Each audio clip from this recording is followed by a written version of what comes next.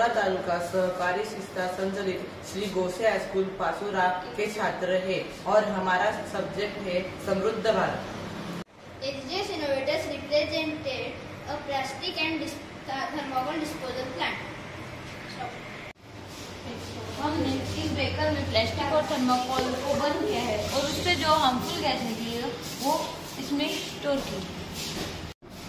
और यहाँ पर वो जो हार्मफुल गैस है वो हमने इस बेकर में ले ली है, जिससे इसमें जो एमाइन सॉल्यूशन है उससे वो CO2 एक्सट्रैक्ट कर लेगा और वो जो पॉइजनस गैस है वो आगे जाने देगा।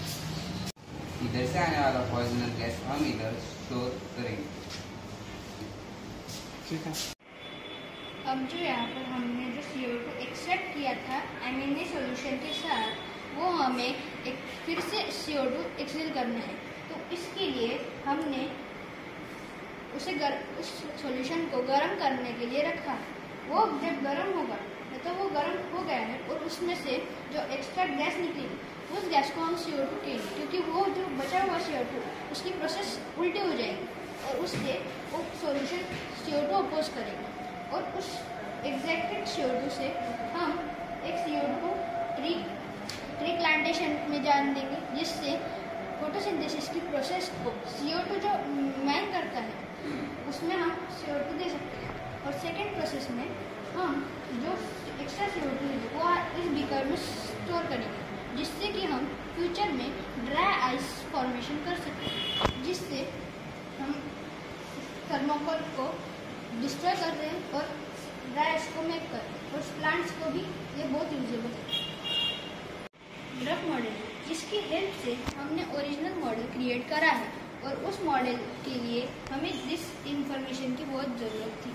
हमने यहाँ पर बर्निंग पॉइंट दिखाया है, स्टोर किया है, उससे डिवाइड किया है CO2 by amine solution and this gas भी transferred to the greenhouse and other gases transferred to the factories of missile, which is made for the poisonous missile to use for Indian Army.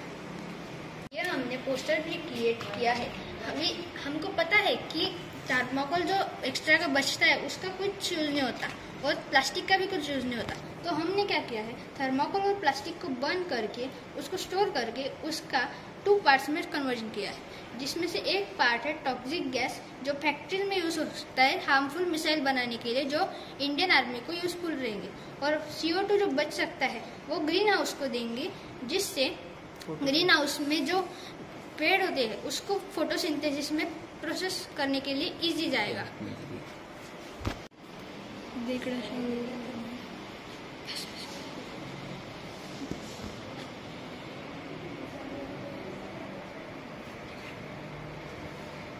और इस तरह से हमने दुनिया का pollution कम करने के लिए इस मॉडल का रचनात्मक करा है और इससे हम प्लांट्स को ग्रो करने में भी हेल्प कर रहे हैं और वेस्ट मैनेजमेंट में भी हेल्प कर रहे हैं। इससे प्लांट्स और पोल्यूशन को कम करना और प्लांट्स को इंक्रीज करना बहुत आसान हो जाएगा। Thank you.